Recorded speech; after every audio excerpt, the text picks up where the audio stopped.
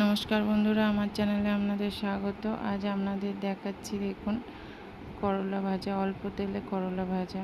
দেখুন বন্ধুরা, কড়াইয়ের মধ্যে আমি লবণ, হলুদ এবং চিনি দিয়ে করলাটাকে ফেলে দিয়েছি এবং করলাটা ফুটছে। দেখুন, এই অবস্থায় আমি একটা ঢাকনার সাহায্যে ঢেকে দিচ্ছি এবং ঢাকনাটা খুলে দেখাচ্ছি। দেখুন, জলটা মরে গেছে এবং করলাটা সুন্দর সিদ্ধ হয়ে এসেছে।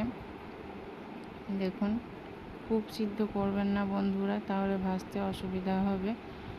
অল্প একটু সিদ্ধ করে নেবেন, যাকে আমরা বলি ভাপিয়ে নেবেন।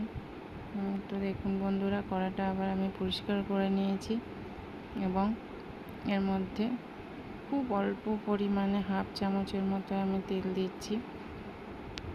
যেহেতু এটা অল্প তেলের জন্যই ভাজা, ওই জন্য আমি একটু অল্প তেল দিচ্ছি, ওই জন্যই আমি একটু ভাপিয়ে নিয়েছি। দেখছেন বন্ধুরা, তো এইভাবে কড়াইয়ের মধ্যে তেলটা কড়াইয়ের গায়ে লাগিয়ে নিচ্ছি এবং কড়াইটাকে খুব ভালোভাবে গরম করে নিচ্ছি। বন্ধুরা, আমার চ্যানেলটি আপনাদের যদি ভালো লেগে থাকে অবশ্যই লাইক করবেন, কমেন্ট করবেন এবং সাবস্ক্রাইব করতে ভুলবেন না। বন্ধুরা, আপনারাই আমার উৎসাহ, দেখবেন, আপনারাই কমেন্ট করে জানাবেন। রান্নাটা করে খেয়ে ভালো লাগলেও জানাবেন, না ভালো লাগলেও সেটাও জানাবেন। দেখুন বন্ধুরা, এইভাবে আমি কড়াইয়ের মধ্যে করলাটাকে ভেজে নিচ্ছি। দেখতেই পাচ্ছেন, কড়াইটা কিন্তু খুব ভালো করে গরম করবেন বন্ধুরা, নইলে কিন্তু এটা লেগে যাবে।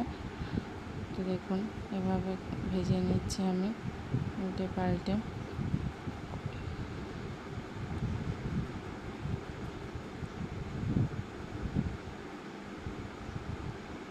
দেখুন বন্ধুরা, যেহেতু আমার লবণ, চিনি সব কিছুই দেওয়া ছিল, হলুদ, ওই জন্য আমি এখন ভাজার সময় আর কিছুই দিচ্ছি না।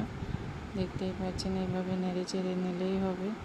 আপনারা যদি জলটা পরিমাণে বেশি হয়ে যায়, সেক্ষেত্রে আপনারা একটু লবণ, চিনি অবশ্যই আবার অ্যাড করবেন, কারণ জলের সঙ্গে লবণ, চিনি, হলুদটা অবশ্যই একটু বেরিয়ে যাবে। আমার যেহেতু জলটা ঠিকঠাক পরিমাণে ছিল, ওই জন্য আমাকে আর কোনো কিছুই অ্যাড করতে হচ্ছে না।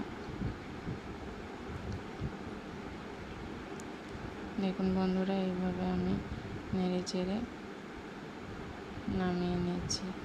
দেখতেই পাচ্ছেন, এইভাবে আমি নামিয়ে নিলাম।